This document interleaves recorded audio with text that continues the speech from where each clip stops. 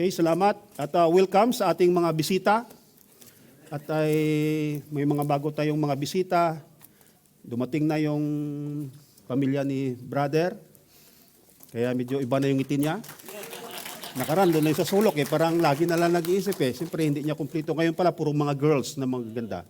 Kaya medyo hindi na sa mahirapan ngayon, may taga-saing na. May maghugas ng pinggan. Yan ang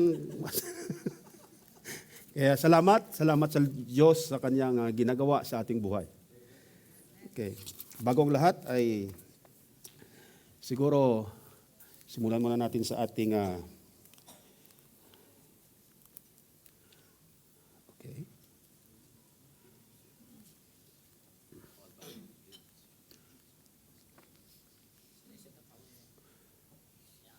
Okay.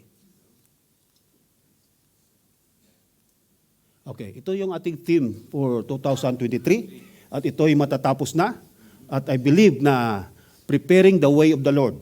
Siguro bago matapos ito ay tayong handang-handa na. Pero pag hindi pa tayo handa, ulitin natin ulit. Pero baka medyo kunting may intense na ng kunti. Kasi alam nyo naman sa camp natin ay nag-challenge ulit tayo ng paglilingkod, discipleship, at I believe, ako naniniwala, if pag totoo tayong disciple, hindi mahirap mag-prepare the way of the Lord. Amen. Hindi mahirap. Ito lang yung highlights dito, ng preparing the way of the Lord. You should look for the day of God to come. You should do what you can do to make it come soon.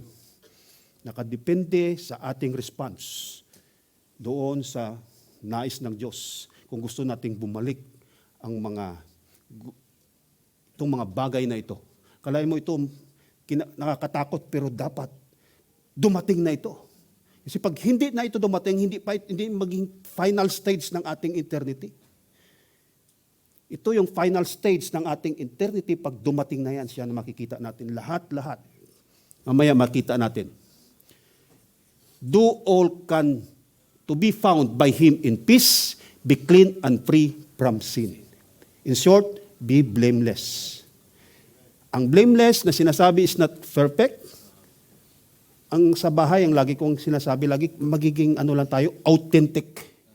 Pag sabing authentic, totoo ka, may weaknesses, may strength, but you know to admit kung ano yung mayroon tayong mga faults. There is 1 John 1:9 always. If we confess our sins, He is faithful and just to cleanse all our unrighteousness. Ganyan ang very gracious ang ating Lord. Alam niyo, mahirap pantayan ang pagmamahal ng Diyos. Mahirap pantayan. Paano mahirap pantayan? Minahal niya tayo na tayo makasalanan. Napakarumi, napakaraming kasinungalingan, napakaraming karumihan sa kaisipan. Pero still, He loves us because He's a gracious God. Paano natin mahalin naman ng Diyos in response? Mahirap ba mahalin ng Diyos? Hindi natin kayang pantayan ng kanyang pagmamahal, pero kaya natin siyang mahalin. Anong sabi niya? If you love me, obey my commandments. Ang response lang natin, kung gusto natin ipadama ang pagmamahal natin sa Diyos, we response doon sa kanyang call, sa kanyang sinasabi. Yan napaka-simple lang, the response. Mahirap ba mag-response? Yes, Lord? Yes, Lord? Ngayon, ang pulpit na ito always challenge us, always warning us. Lahat. Naku, matatakot tayo. Ito pa naman ang ipipreach ko ngayon. Pag ang Diyos kung magpag-usap sa atin sa panahon na yun, kung hindi tayo nag-response. Pasalamat tayo si Brother Cesar. Minsan sakit magsalita si Brother Cesar Paano kung ang Diyos ang magsalita? Kaya natin i-absorb ang kanyang salita? Baka sumabong katawan natin.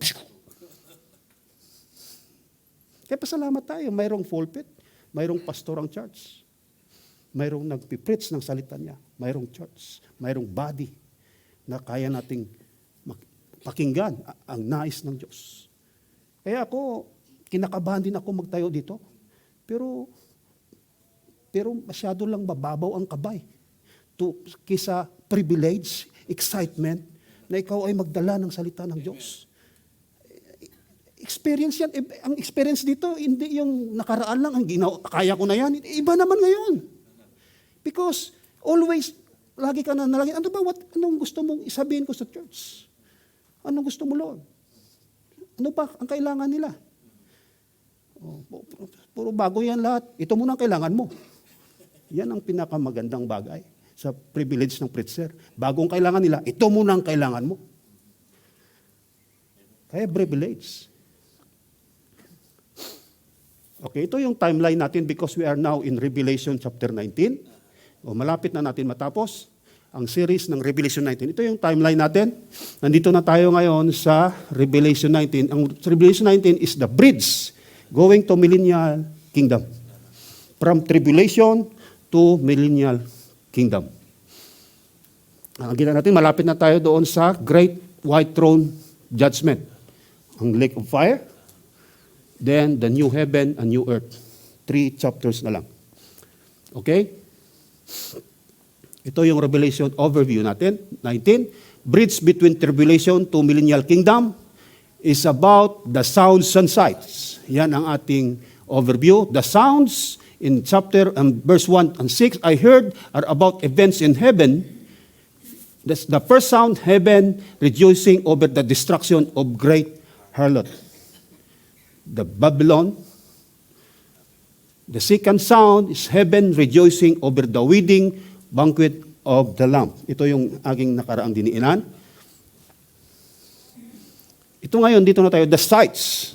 Tapos na natin ang sounds, ito na yung sights. Ito sounds lang yun, ito sights. O dapat, buksan natin yung ating mata na dapat makita din natin ngayon. Hindi ako magtuturo ng malalalim na theology. Kasi haba lang at parang sayang lang din. Hindi nyo, parang wala rin kwenta. Pero ngayon, manunood na lang tayo. Ano ba ang makikita natin? Ito sa nakita na sa Revelation chapter 11. Are about events that move from heaven to earth, culminating in the second coming of Lord Jesus Christ and the punishment of the Antichrist and the false prophet. Are you ready? Kaya lang magkataon tayo, ano ba yon? Ano ko to, binabasa ko ito, wala pa akong title. Sabi ko, paano anong title nito? Kasi simple lang naman. Kung titingnan mo, anong title niya? Pero bago lahat, babasahin mo natin. Let's all stand to read our scripture for today. Revelation chapter 19, verse 11 to 21. Now I saw heaven open, and behold, a white horse, and he who sat on him was called Faithful and True.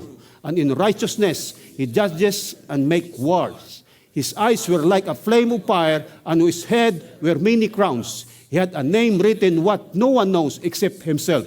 He was clothed with a robe dipped in blood, and his name is called the Word of God. And the armies in heaven, clothed in fine linen, white and clean, followed him on a white horses. Now out of his mouth goes a sharp sword, that within he should strike the nations, and he himself would roll them with a rod of iron. He himself treads and winepress of the fierceness and wrath of the Almighty God. And he has on his robe and on his thigh a name written, King of Kings and Lord of Lords. Verse 7, Then I saw an angel standing in the sun, and he cried out a loud voice, saying to all the birds that fly in the midst of heaven, Come and gather together for the supper of the great God, that you may eat the flesh of kings, the flesh of captains, the flesh of mighty men, the flesh of horses, and those who sat on them, and the flesh of all people, free and slave, both small and great. And I saw the beast and the king of the earth and their armies gathered together to make war against him who sat on the horse and against his army. Then the beast was captured, and with him the false prophet who worked signs in his presence, by which he deceived those who received the mark of the beast and those who worship in his image. These two were cast alive into the lake of fire, burning with brimstone. And the rest were killed with the sword which proceeded from the mouth of him who sat on the horse, and all the birds were filled with their flesh. Let us pray. Thank you, Lord. Thank you for for the insights, Lord. For your word, O God, that we understand everything. And thank you, Lord. And we ask you, Lord, to open our hearts and mind so that we clear understand everything that we read today. Yes, Lord. Ang lahat na ito ay pinaubayan namin, Panginoon, sa iyong banal na Espiritong ang siyang lagi mong pinapangako na siyang magtuturo sa amin, magpapahayag sa amin ng lahat ng mga kalaliman, the mystery of the kingdom of heaven. Thank you, Lord. In Jesus' mighty name. Amen. Amen. Let us all seated.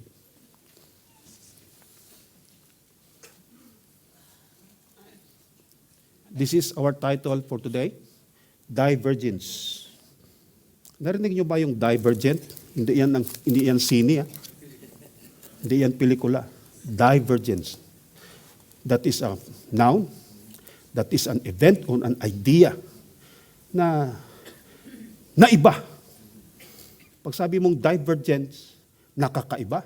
Pero pag divergence, ibig sabihin, na iba. Yung iniisip mo, yung something na sinasabi mo na,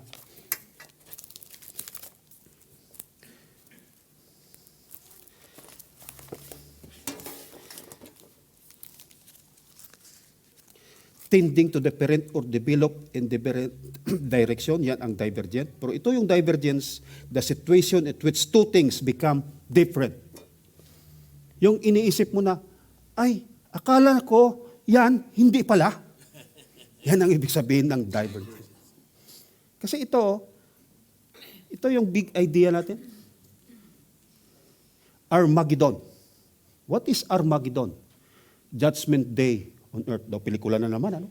Judgment Day. Alam mo yung Terminator? Yung Terminator, kung titingnan nyo yung Terminator,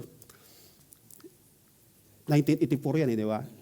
Yung gustong patayin ni Arnold Schwarzenegger doon yung nanay ng future na mag-dethrone ng government, yung mag-conquer ng government in the future. Kaya pinadala nila si Terminator to terminate the mother para hindi na ipanganak yung warrior. Di ba? Pero sa atin, baliktad. Gusto nilang patayin si Jesus. Pero tama ang ginawa nila para si Jesus mag-reign. Mapatawad tayo. Yan lang ang Armageddon. Judgment Day on earth. On earth, hindi pa itong Great White Throne Judgment. On earth ito, on earth. The sights of the Revelation 19. The second coming of Jesus Christ with the saints. Ito yung first sight. Now I saw heaven open, and behold, a white horse. Pag sinabing white horse, nakasakay dito si Jesus. And he sat on him was called faithful and true, and in righteousness he judges the makes war. His eyes were like a flame of fire. Sabing flame of fire, ito yung nakakatakot na, di ba? Hindi na siguro kumukurap, hindi makmuka. Pag sinabing flame of fire, pag ang taong nakaganyan na hindi na kumukurap, hindi mo na kayang intimidate yan. Mayroon na siyang desisyon. Yan ang judge.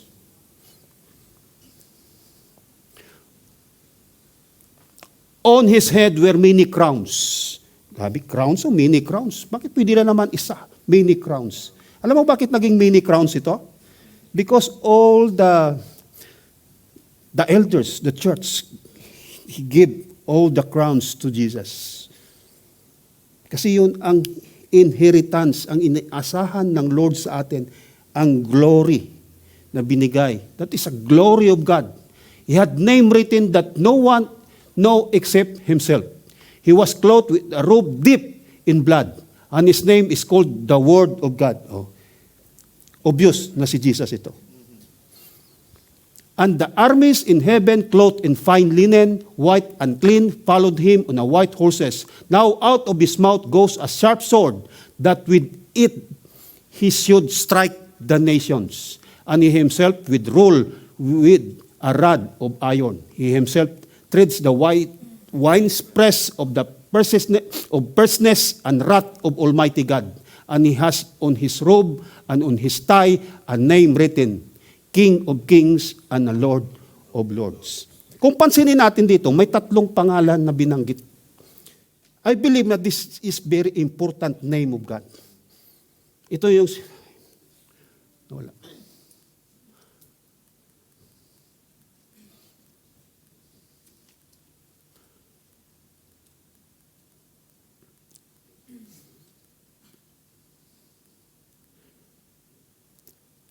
Called faithful and true and in righteousness, King of Kings and Lord of Lords, and the Word of God. According to the scholars, there are more than 700 names that they called God. But I believe that this four dito nakita natin.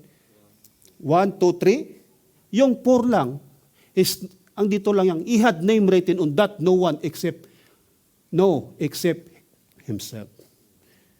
4, pero siya lang nakaalam ng isa. Ano kayang pangalan na yon? Hulaan nyo.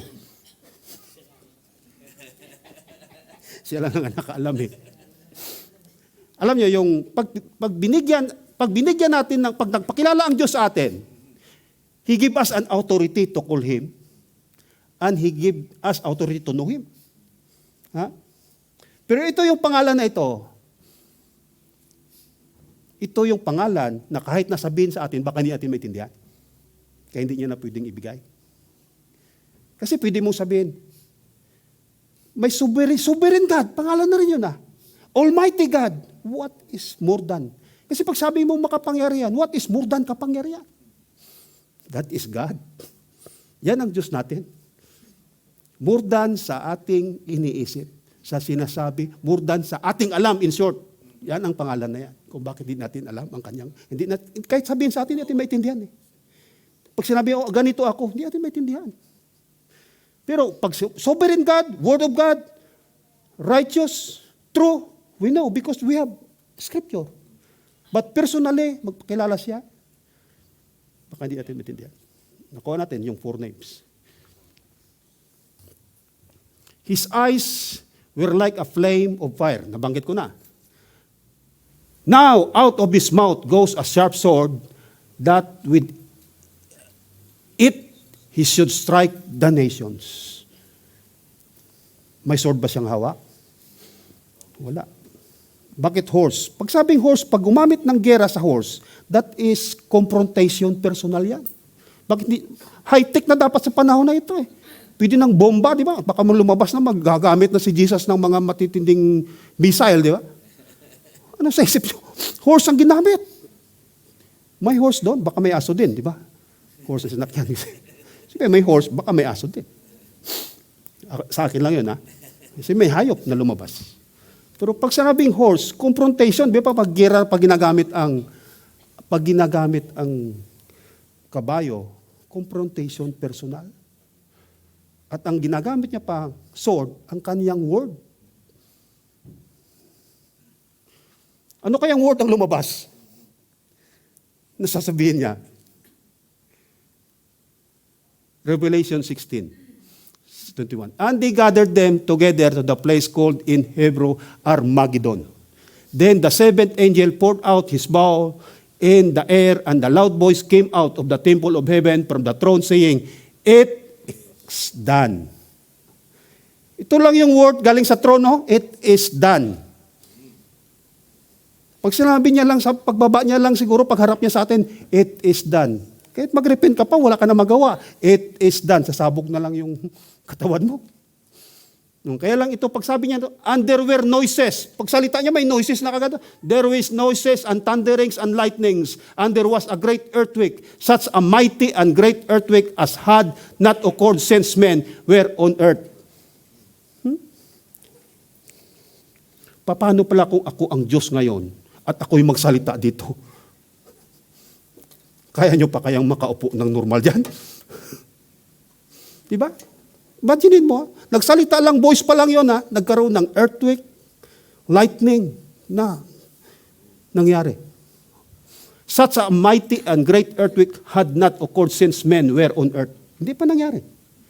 Now, the great city was divided into 3 parts, and the cities of the nation fell, and great Babylon was remembered before God to give her the cup of the wine of fierceness of his wrath. Then every island fled away, and the mountains were not found, and great hail from heaven fell upon men. Its hailstone about the weight of a talent. Kita mo yung hail natin dito? Liit. Ito yung hail na bababa, 50 kilos. Talent.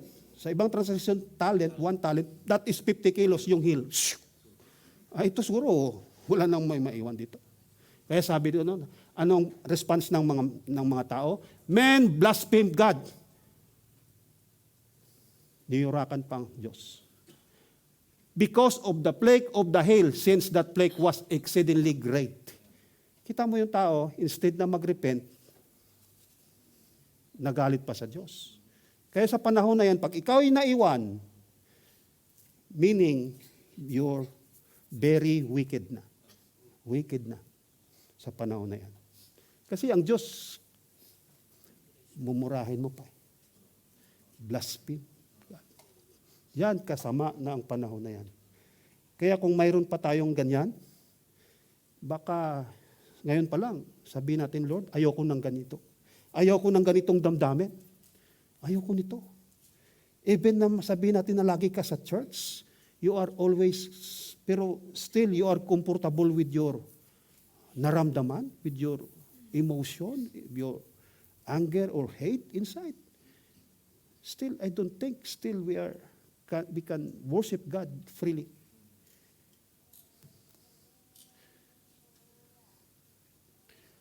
In Isaiah 63:1-3, ito yung kanyang na-dip in blood ang kanyang cloth. Sabi rito, who is this who comes from Edom with thy garment from Bozrah? This one who is glorious in his apparel, traveling in a greatness of his strength, who speak in a righteousness, mighty to save.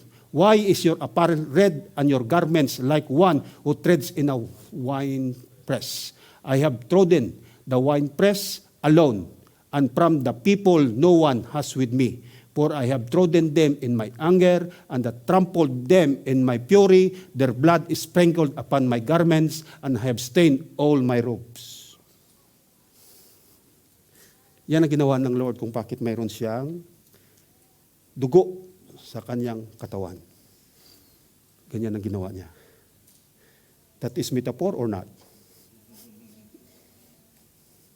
It's like, meaning it's metaphor. Ganyan kung paano i-crush ang wickedness ng tao. Pero doon lang siya sa mga gusto niyang apakan. Kasi kung sasabog, ganyan ang Diyos natin, hindi naman katulad siguro ng ating damdamin kung magalit. Sa Kanya, kontrolado niya pa rin. Kasi He is a God of peace. Kung magalit siya, hindi pareho sa ating galit. Alam niya ang kanyang galit kung tama lang. He's a just God. Kasi kung sabing sasabog lang siya, bigla baka mamatay. Kita mo, may mga ibon pa nakakain eh.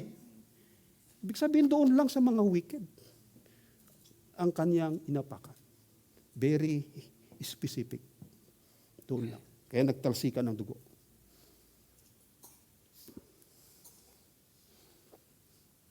Zechariah, New King James Version. And in that day, ito yung pagbalik niya, His feet will stand on a Mount of Olives, which faces Jerusalem on the east, and the Mount of Olives shall be split in two from east to west, making a very large valley. Half of the mountain shall move toward the north, and half to the south. Kaya pag tayo ilang doon, sayang, hindi kami nakapunta ng Mount of Olives, hindi natuloy yan, di ba? Pero nakapunta kami sa Mount of Olives. Kaya lang baka siguro makapunta rin kami pagbalik na ni Jesus. Kita bago siya maglanding, tingnan muna natin. Nandun sa likod eh. Di ba?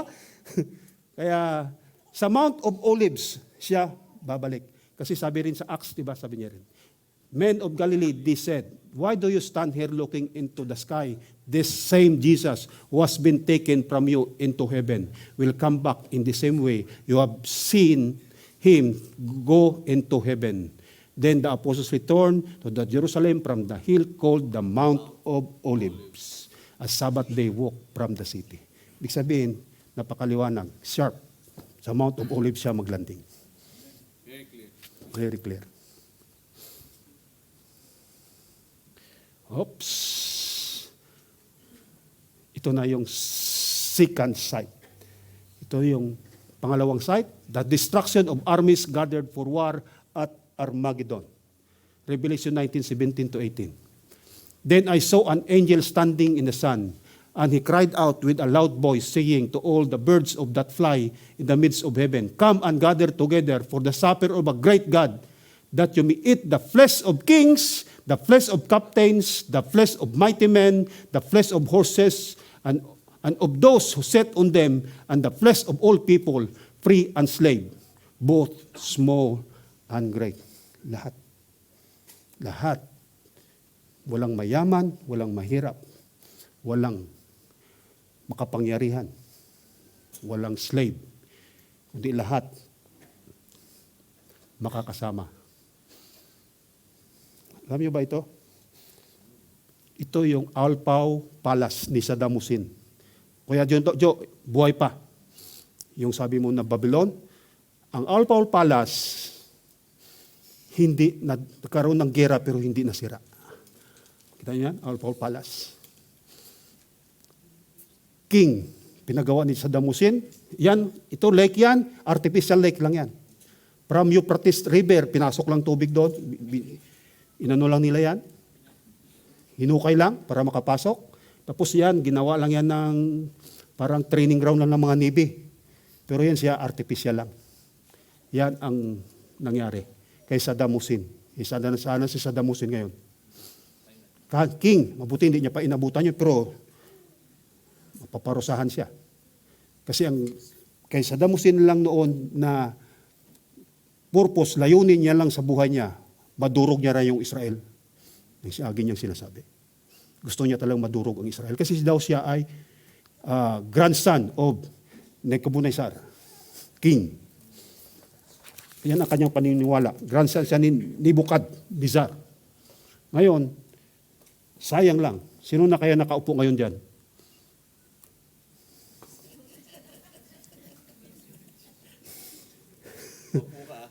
Yan, kita mo. Nakaupo ako. Nabigyan ako ng pribileyo na makaupo sa trono ni Saddam Hussein when I was in Iraq. That is 2011. Kaya, hindi overwhelming. Kita mo yan, nakahawak pa nga ako. Hindi relax eh. Wala eh. Trono lang, natural na trono. Mas overwhelming pa nga mag-preach ng gospel eh. Mas may joy pa eh. Pero doon, wala. Yung knob, gold. Lahat ng knob sa CR, gold.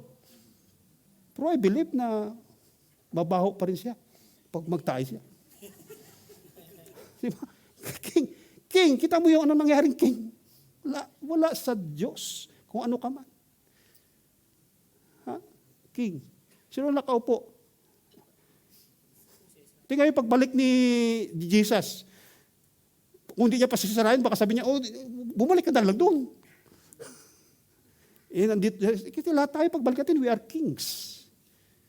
Because He is the King of Kings and Lord of Lords. We are kings.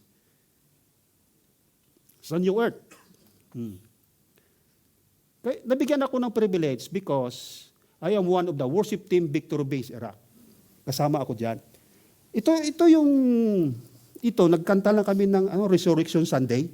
Akala mo nag-request sila, gusto nila Pilipinong magkanta. Napakaraming magaling na magkanta ng mga itim mga Americans. Pero ang gin-request, Pilipino niya, gusto namin Pilipino. Gusto niya lang paupuin siguro yung ambasador eh.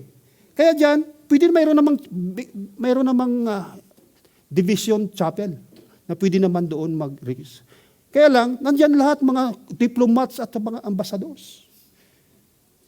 Kaya doon ka maka-experience na walang military. Very safe na lugar, pero ang sa likod, nandun yung mga secret service sa likod. Kaya maka-experience ka ba, ito pala yung secret service na sinasabi, malikot na sila. Yan, ganyan lang. Diplomats eh. Anong tawag sa atin, di ba mga ambassadors naman of Christ tayo? Kaya nandun yung mga kasama nyo, mga Iraqis ambassadors, US ambassadors. Yan, 3-star general. Walang military na marami. Wala. Ganyan ang ambasador. Ang nagbantay niyan, secret service. Pero pag ginanti mo yan, uutusan na lang ang military. Gera yan. Kaya yung mga kasama ko diyan, pinagpala. Yan sila, diyan, hindi naman mga Kristiyano yan eh. Iba diyan, hindi naman eh. Sama-sama lang eh. Na, ang nagtulong sa akin, hindi naman Kristiyano na supervisor, sama-sama sa diyan. Oh, ngayon, nakapasok sila. Oh. Ngayon, yung dalawang babae na yan, ang isa nasa Australia na ngayon, nakapag-asawa, ang isang babae yan sa US na ngayon. Pinagpala sila. Yung isang puti, sama-sama rin yan, yung puti. Sama-sama na sa amin yan, kung pa-Bible study. Kaya kami noon, mag-Bible study kami, nagtakuan kami, naghiwalay kami sa mga puti, kasi mahirapan kami mag-English eh. Pero kaya kung saan naman kami, ginahanap kami, doon lagi sila, gusto magsama-sama. Gusto magsama sa Pilipino, lalo pa ito yung puti. Kakanta pa yan. Sasayaw kami, sasayaw rin yan kami pag may mga program, kasama ng Pilipino lang siya sasali. Yung sana sabi na, Pinoy ako, sasama yan. Kaya sabi ko, iba talaga ang Pinoy. Kaya iba ang Pinoy. You know what is Filipino? Pili na, Pino pa. Ha? Chosen and press on. When you press on, you are sanctified. Di ba? Kaya Pilipino, iba. Chosen and sanctified. Kaya totoo, the best, the effective missionary is Filipino. Kaya sa US, gusto nila Pilipino. Di bali na, not valid to travel Iraq ang passport namin, basta gusto namin Pilipino. 6,000 kami sa Iraq. Ngayon, yung puti na yan, hindi naman yan Kristiyano eh. Sama-sama lang eh. Pero nakikinig ng salita ng Diyos. Umuwi sa US, tumakbo na congressman sa Kansas, congressman siya ngayon. Hindi mo masabi, ordinary yung tao na naman to ah. Congressman. Kaya walang logi sa paglilingkod. Lahat ng pribiliyo, mayroon. Kaya ako, lingkod ako. Kahit na trying hard tayo maglingkod, kahit kulang, sige lang. Yan ang privilege ng paglilingkod. Ang iba niya, nagpastor na. Pa-Bible study lang doon. Kusinero lang yan ha, pero pastor na. Oh, yan ang plano ng Diyos eh. Hindi importante anong mayroon tayo. Hindi importante ang mayroong, ang importante yung puso natin, yung commitment natin, ang binigay natin ang buhay natin sa Lord, binigay natin ng totoo, buong buo. That's it. Ang lahat ay susunod lang. Sa lahat susunod lang. Matthew 24:26-28. So, if anyone tells you there is out of the wilderness, do not go out. Here he is in the inner rooms. Do not believe it. For as lightning that comes from the east, invisible even in the west, so will be the coming of Son of Man. Wherever there is a carcass, there the vultures will gather. Ganyan. Pag dumating yan si Jesus, automatic yan. May namamatay. At tandaan nyo, si Jesus lang ang pumatay sa kanila. Walang sumama ang tayo, nag-witness lang. Siya lang ang nagkaroon ng dugo. Hindi tayo kasama sa pagkipaglaban. At ang Diyos, ang King, hindi naman nakipaglaban eh. Ang King ba nakipaglaban? Hindi. Nag-order lang yan. Kaya lang ang order natin, ang King ay Almighty God. Ang salita niya palang kapangyarihan na.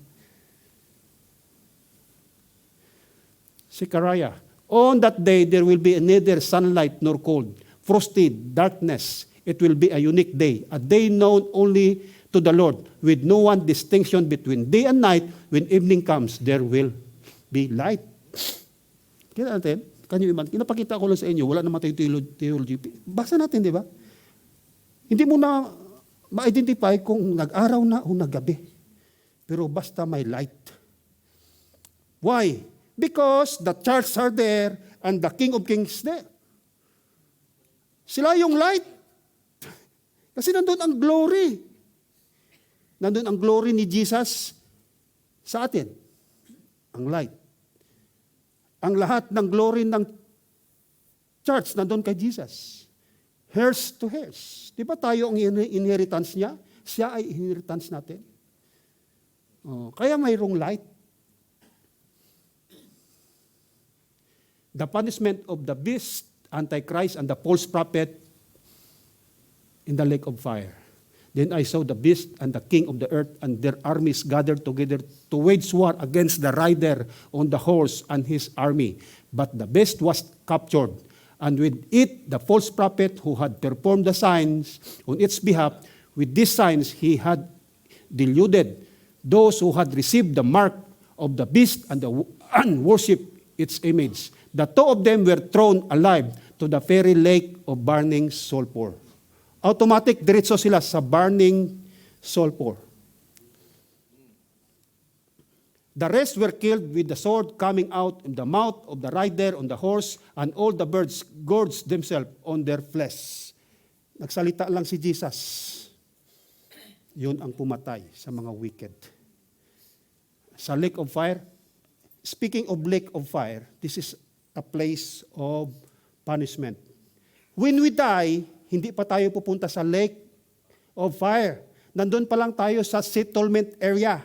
That is hell. Kung tayo ay hindi natin kasama si Jesus. Pero kung kasama natin si Jesus, doon tayo sa Abraham bosoms. Yun ang settlement area for the church. Kaya wala pa yung marriage supper of the Lamb. Ang rapture hinihintay pa. Hinihintay pa yung iba, pero pag ikaw ay wala si Jesus sa'yo, pupunta ka doon sa Hades.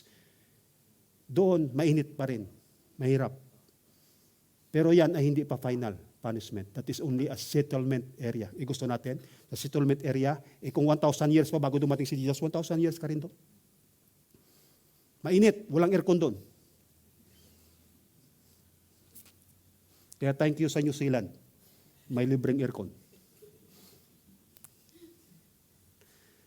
The rest were killed with the sword coming out of the mouth of the rider on the horse, and all birds gorged themselves on the flesh. Kaya ang Bible, hindi nagkakamali, talagang, sila hindi napunta sa lake of fire. Kasi bakit?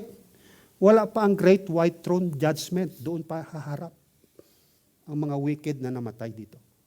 Mayroon pang great white throne judgment. Sa next chapter natin yan pag-aralan.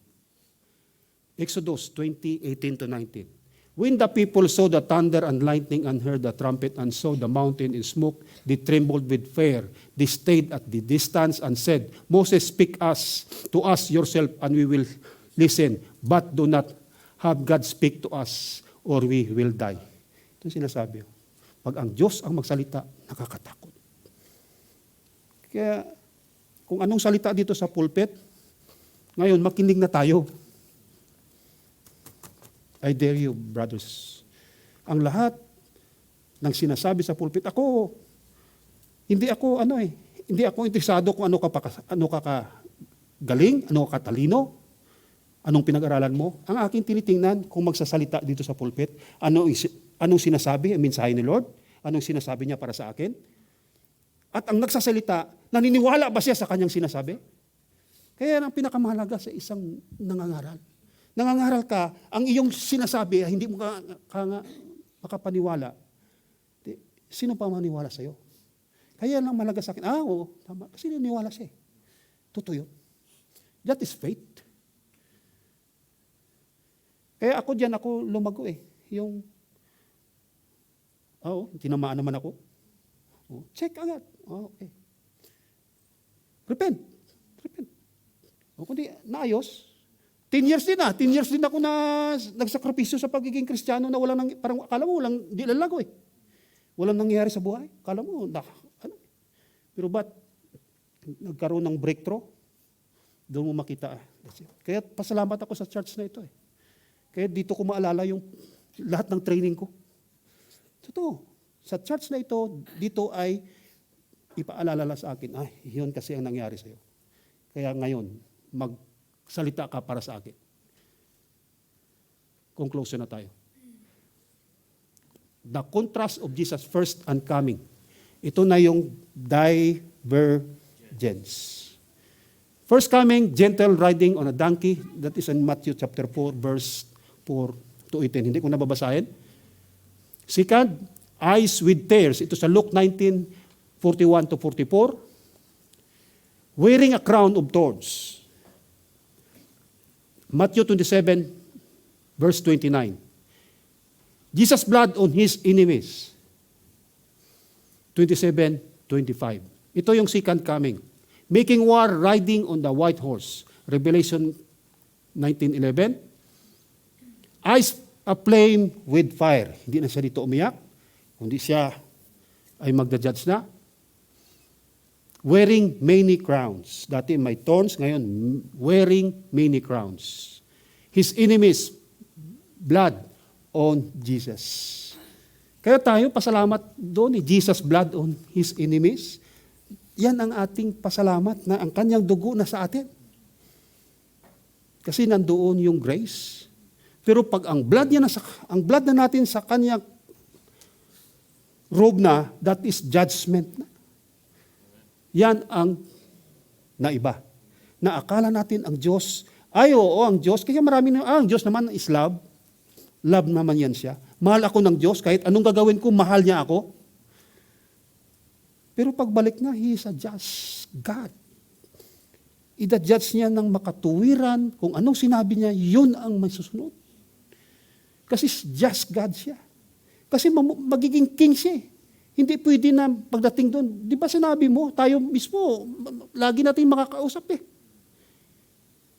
Kaya hindi siya pwede mag-desisyon labag doon sa kanyang sinabi. He's a holy God. Holy. Kaya kanina, nag-iyak ako ng sabing holy kanina, ginataas ang Diyos. Holy, you're holy. Totoo yan. Because He's a faithful God. Ang lahat ng sinabi niyang promise niya, natupad.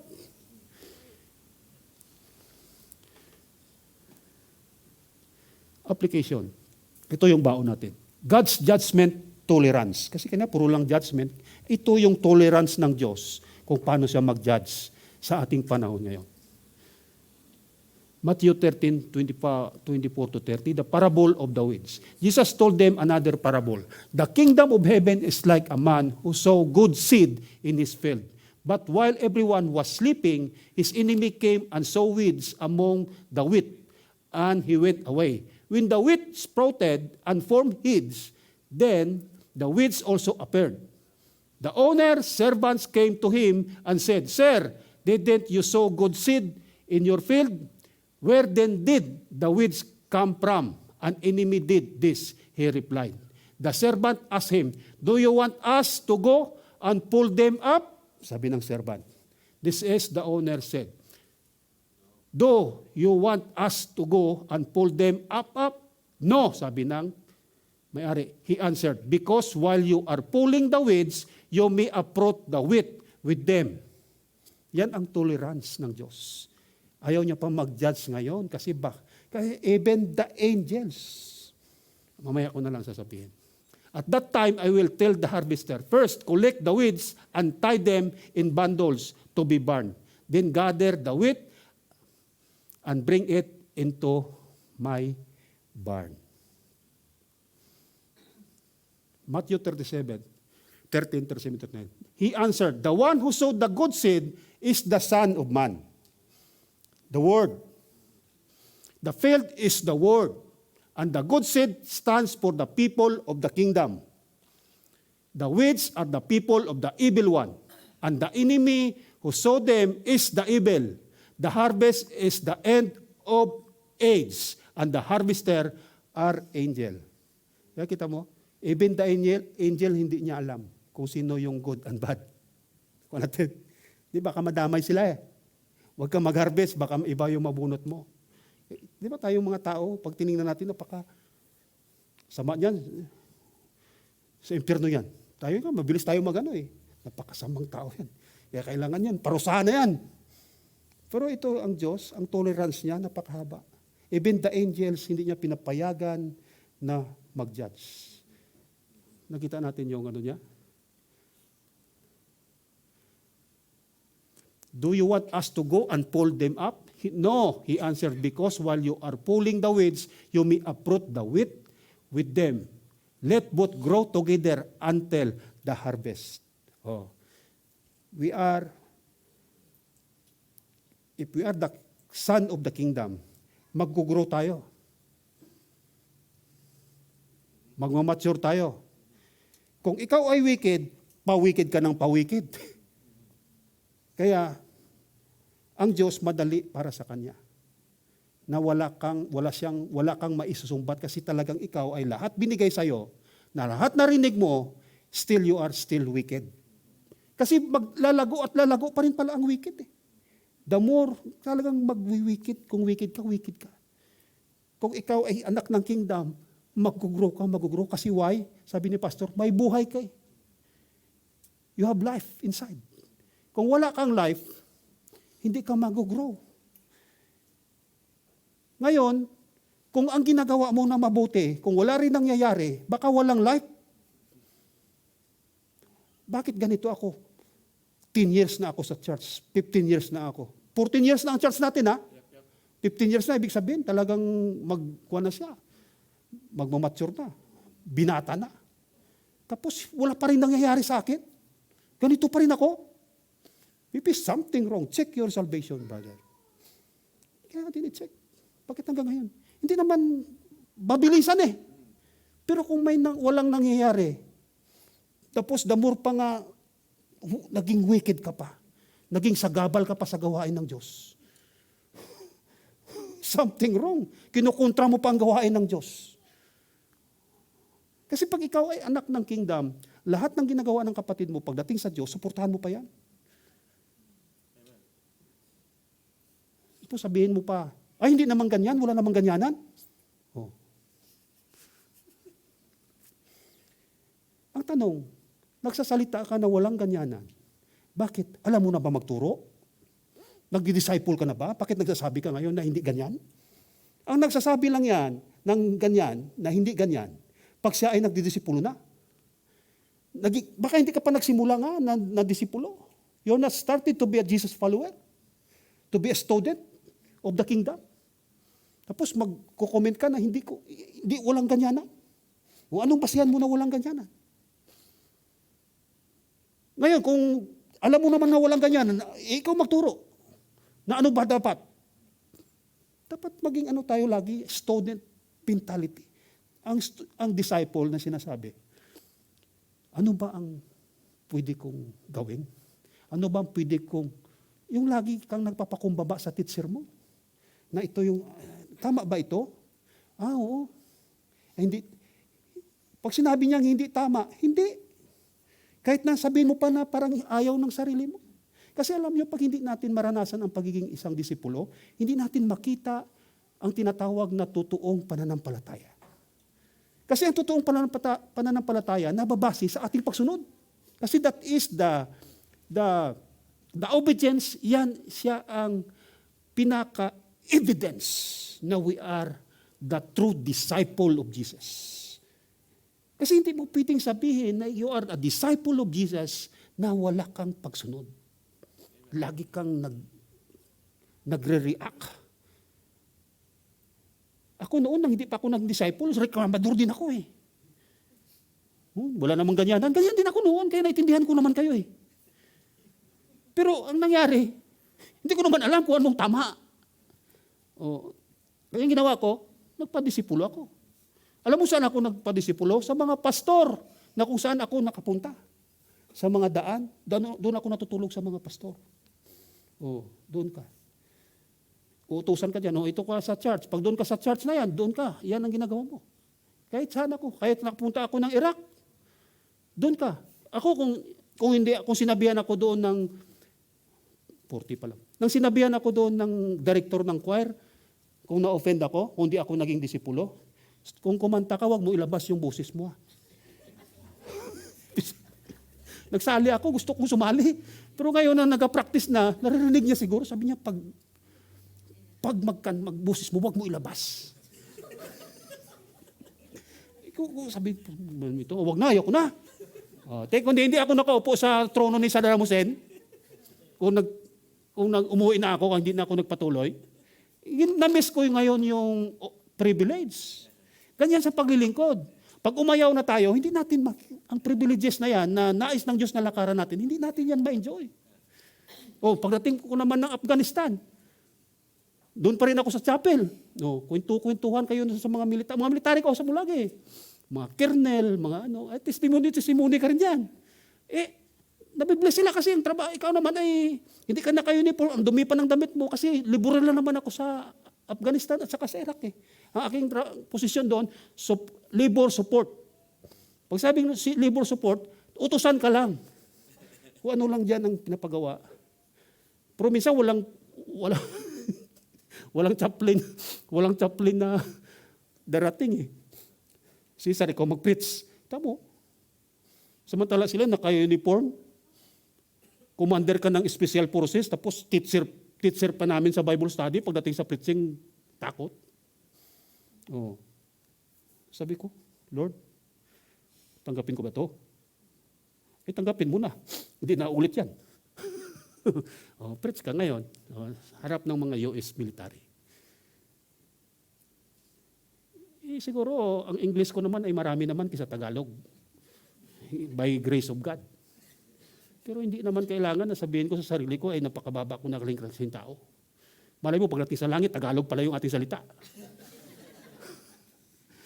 Maging natural lang tayo. Pagdating na anak tayo ng Diyos, be natural. Si Saddam Hussein, kita mo may trono, wala nangyari sa buhay niya. Pero pag anak ka ng kingdom, wala na tayong kailangan na i-please natin yung kapwa natin, i-please natin. Kasi alam mo yung mga kapwa natin na yan, pag ipini-please mo natin ng gusto natin i-please sa mga yan, hindi naman natutuwa ang mga yan. Gagalit pa nga ang iba dyan eh, o nainggit pa sa'yo eh. Kaya i-please natin ng Diyos. Anong ginagawa natin ito? Lagi sa Diyos, lagi sa Diyos, lagi sa Diyos. Kaya sabihin nila, napaka-over naman yan. Huwag mo na isipin yun. Basta ito galing para sa Diyos, para sa Diyos, para sa Diyos. Para sa pamilya, para sa pamilya. Para sa simbahan, para sa simbahan. Mahirap ba i-classify yun? Paano makadali lang? Para sa Diyos, para sa pamilya, para sa church. Napakadali lang i-classify ang paglilingkod Pero yung buhay natin, dali natin doon sa mga ibang bagay, magulo. Hindi natin alam i-classify kung anong tama. Ang priority. Kaya ang kapayapaan, ang kapahingaan sa loob ng church, kita mo, nakaupo lang kayo dyan. Kami dito nagsasalita. Diba? Tapos, si Kuya Yota nagagalit pag natutulog kita, natutulog eh. Tutulang eh. Kasi ito pupuyatan mo eh. Ito, may trabaho kami ng Sabado eh. Hindi ako pwede magtrabaho kasi ito. Pero gusto ko naman kasi nag-aaral ka, natututo ka. Sa trabaho, malaki kikitain mo doon, di ba? Pero ito, privilege. Sabi ko sa anak ko, ikaw na magtrabaho, di ba? Siya lang nagtrabaho. Kaya privilege din sa akin kasi may anak ako na nagtatrabaho. Kaya napakaaga pa natin. Kaya busog na kayo. Ako ay nagkwento lang naman. Hindi naman ako nagturo, nagkwento lang. Pero nabasa lang natin ang kwento. Di ba? Kaya ito na yung reflection natin. Ito na lang. Di ba? Then he said, ito yung Revelation 9. Then he said me, right, blessed are those who are called to the marriage supper of the Lamb. And he said to me, these are the true sayings of God. Ang lahat ng kwento ko, totoo, kahit na nagkwento lang ako. Kasi yun ang sinabi ng Diyos. Binasa natin. Naniniwala kayo? Pep up. Di ba pep up to? Nakatinuro ko yan. Pep up. Excited. Excited tayo dapat. Ito kasi, blessed are those who are called to marriage supper of the Lamb. Kasi pagkasama ka na doon, kasama ka ng kanyang pagbalik. Na doon ka sa likod niya habang siya ay nagja-judge. Kung hindi ka kasama, durog ka. Kung ako nakikita ko, yung pag magsalita si Jesus, parang nakikita ko sumasabog yung yung tao. Pag magsalita siya, sumasabog yung tao. Kasi every nation Ibig sabihin, pag mag-judge siya, hindi by country, by nation, by group of people. By group. Dito ako sa mga CRCM na naiwan. Kasi tigas ng ulo. Ako nagbibiro lang, pero baka pwede. Dito ako pupunta sa mga taga-GCRCM kausapin ko. Hindi sila nakikinig doon sa mga preacher Ngayon, ako na magsalita sa kanila. Pag mo salita, sumasabog. Diba? Totoo yan. Yung kay Saddam Hussein, bakit hindi na ano yan? Bakit hindi nasira? Nagtanong ako, sabi ko, bakit hindi na nasira? Dinaan ng gera. Oo. Ano sabi? Gumamit kasi sila ng smart bomb. Smart bomb? Ano ba smart bomb? Sumasabog sa labas, pero namamatay ang tao sa loob, ang nervous system daw ang nasisira. Sa labas lang yung bomba, tapos yung tao sa loob na nagtatago doon, ang nervous system. Sabi ko, grabe naman ka-high-tech yan. Parang illegal naman yata yan. Pero baka yan ang ginagagamitin ng Diyos na hindi masira ang structure. Magsalita lang siya.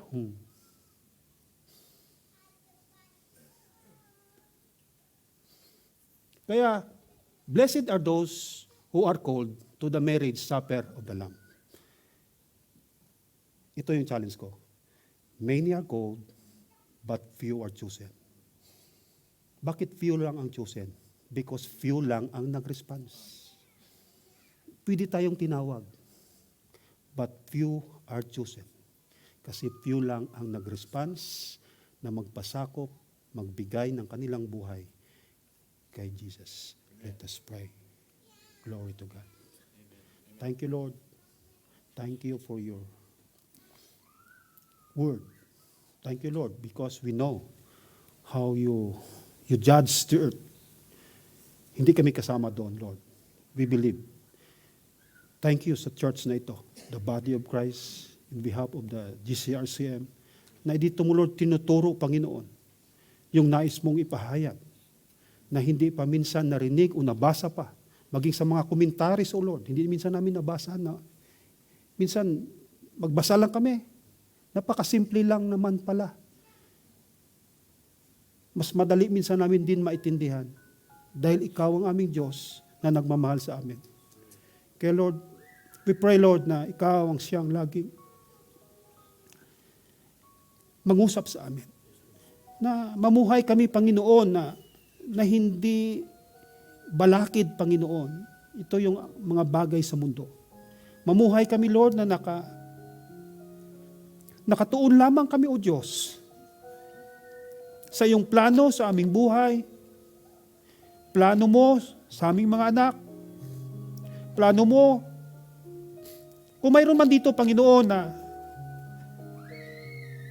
masabi, Lord, na hindi siguro mangyari sa akin yon.